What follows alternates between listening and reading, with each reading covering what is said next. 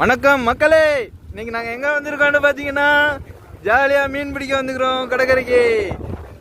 இவர் தான் மீன் பிடிக்கிறாரு. ஆனா ஒரு மீன் கூட மாட்டல இது வரைக்கும். 1 மணி நேரமா போராடிட்டு இருக்காரு. வீசுறாரு, வீசிட்டாரு, எங்க போய் விழுவுதுன்னு தெரியல.